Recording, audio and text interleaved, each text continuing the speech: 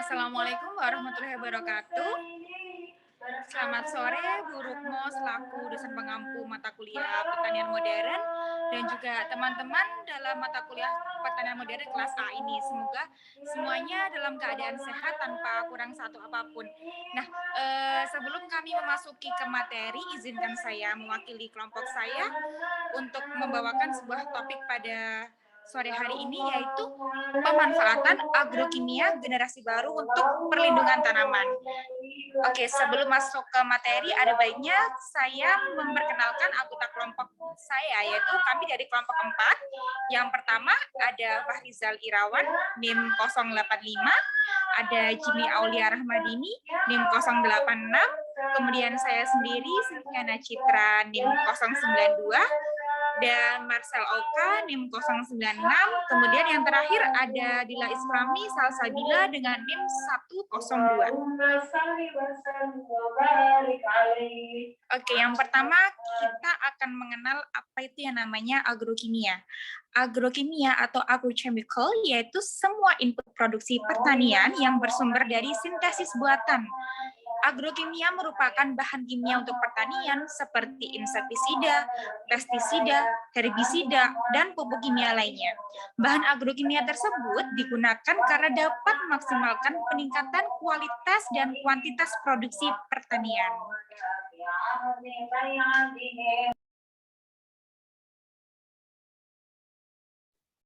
Selanjutnya yaitu ada jenis-jenis agrokimia dibagi menjadi 3.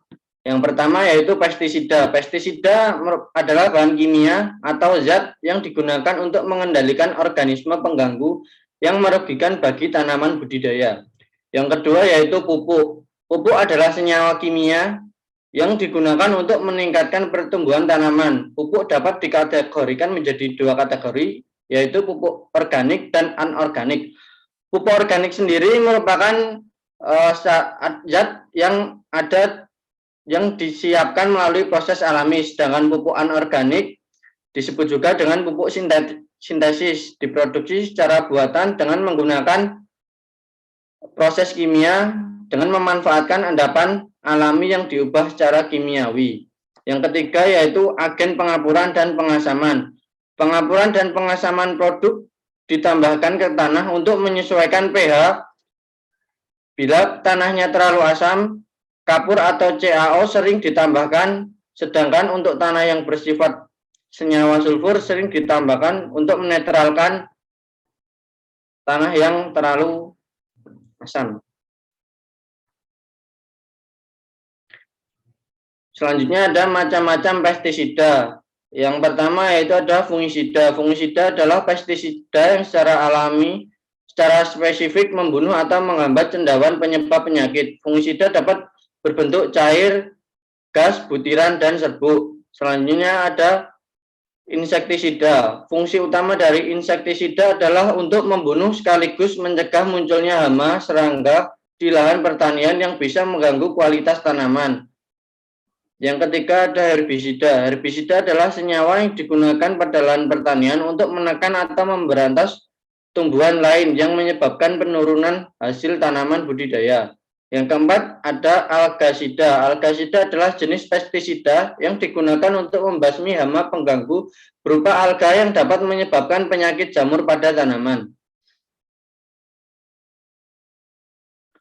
Yang kelima ada nematisida. Nematisida merupakan salah satu jenis pestisida yang berfungsi untuk memberantas nematoda atau hama cacing. Hama nematoda yang sering merusak akar atau umbi tanaman. Selanjutnya yang keenam yaitu ada rodentisida. Rodentisida adalah bahan kimia yang digunakan untuk mengendalikan tikus yang digolongkan atas rodentisida fumigan dan umpan cair. Selanjutnya yang terakhir ada moluskisida.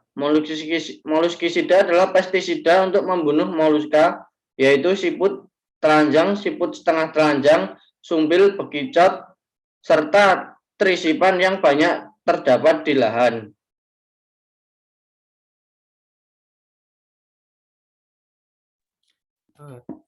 Yang berikutnya adalah aplikasi penggunaan agrokimia.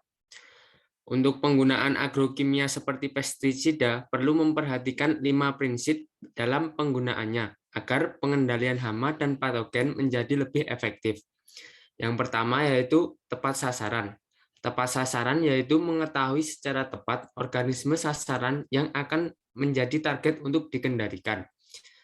Kemudian yang berikutnya tepat jenis dan mutu, yaitu menentukan secara tepat jenis pestisida yang akan digunakan dalam mengendalikan organisme sasaran.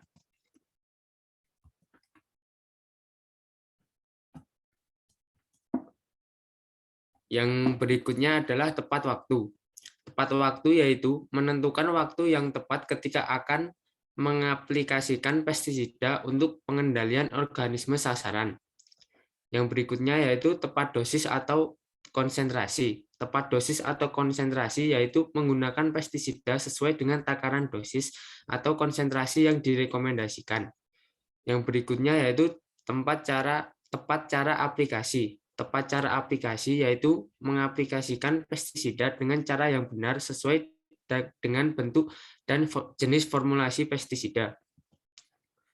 Yang berikutnya adalah dampak positif agrokimia.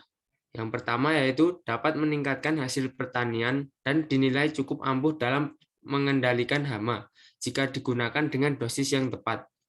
Yang kedua adalah pengaplikasiannya yang mudah. Yang ketiga, hasilnya dapat dirasakan dalam waktu yang singkat.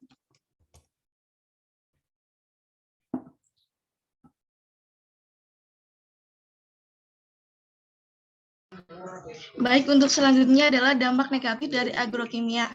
Yang pertama, pengaruh negatif pestisida untuk tanaman yang sensitif adalah tanda pematangan yang cepat, tidak beraturan, kehilangan biomasa, serta kematian pada tanaman. Kemudian yang kedua, bagi organisme pengganggu tanaman atau PT, misalnya serangga, dapat membangun imunitas yang tinggi terhadap pestisida sehingga dosis penggunaannya akan selalu meningkat. Yang ketiga, residu dan partikel bahan kimia ini bisa menyebabkan polusi udara.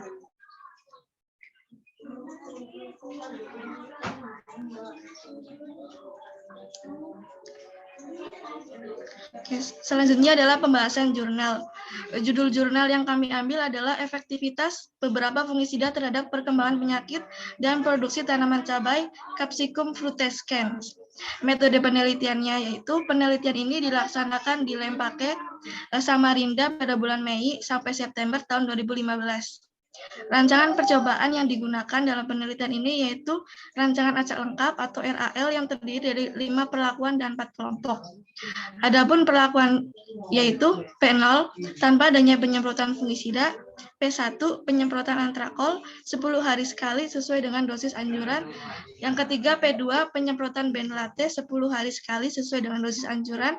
Kemudian P3 penyemprotan manisate 10 hari sekali sesuai dengan dosis anjuran, dan yang kelima P4 penyemprotan diten 45 10 hari sekali sesuai dengan dosis anjuran.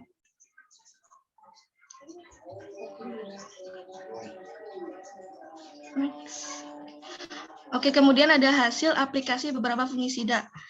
Terdapat 3 tabel. Pada tabel pertama merupakan rata-rata intensitas penyakit pada umur 33 hari setelah tanam. Dari tabel dapat terlihat bahwa rata-rata intensitas penyakit tertinggi ada pada perlakuan P0 dengan rata-rata sebanyak 15,52% dan intensitas yang terendah ada pada perlakuan P2 atau penyemprotan antrakol dengan rata-rata sebanyak 4,77%. Kemudian pada tabel kedua pada umur 88 hari setelah tanam dengan intensitas penyakit terbanyak ada pada perlakuan P0 atau tanpa penyemprotan sebanyak 16,36% dan intensitas terendah ada pada perlakuan P1 dengan rata-rata 3,89%. Kemudian pada tabel ketiga, pada umur 116 hari setelah tanam, intensitas penyakit terbanyak ada pada perlakuan P0 dengan rata-rata sebanyak 30,74% dan intensitas serangan penyakit terendah ada pada perlakuan P4, perlakuan diten 45 dengan rata-rata sebanyak 5,96%. Lalu selanjutnya ada hasil aplikasi beberapa fungisida. Berdasarkan hasil sidik ragam menunjukkan bahwa pengaruh aplikasi fungisida terhadap rata-rata intensitas penyakit pada buah tanaman cabai rawit menunjukkan perbedaan yang sangat nyata. Rata-rata intensitas penyakit tertinggi terdapat pada perlakuan kontrol, sedangkan intensitas penyakit terendah terdapat pada perlakuan antrakol. Pada perlakuan antrakol sendiri memiliki intensitas penyakit yang sangat rendah, itu dikarenakan antrakol memiliki spektrum membunuh penyakit yang lebih kuat dibanding fungisida-fungisida yang lainnya. Dan juga antrakol itu lambat terurai oleh tiupan angin, sehingga dapat lebih efektif menekan perkembangan penyakit bercak coklat pada daun dan penyakit antraknose pada buah. Next.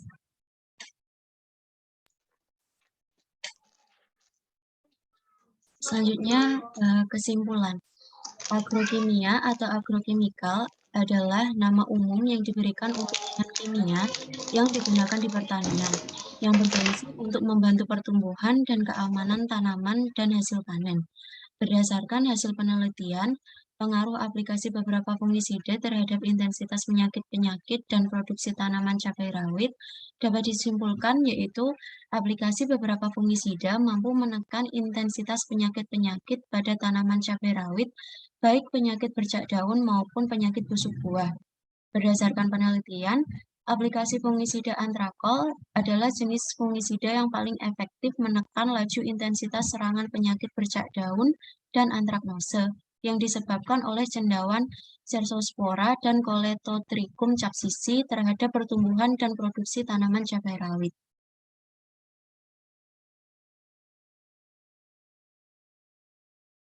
Baik, itu tadi adalah materi yang dapat kelompok kami sampaikan pada kesempatan pada sore hari ini, mulai dari pengenalan agrokimia hingga pengaplikasiannya terhadap tanaman. Semoga melalui presentasi pada hari ini, teman-teman bisa mendapatkan ilmu dan juga insight baru yang nantinya akan bisa teman-teman aplikasikan di dunia pertanian. Oke, untuk pada hari ini kami cukupkan. Apabila terdapat kesalahan baik perkataan maupun perbuatan, kami mohon maaf dan terima kasih untuk perhatiannya. Untuk teman-teman yang sudah menyimpan banyak pertanyaan atau teman-teman ingin menambahkan, kami sangat membuka wadah untuk berdiskusi. Bisa teman-teman sampaikan di platform Spada UPNYK.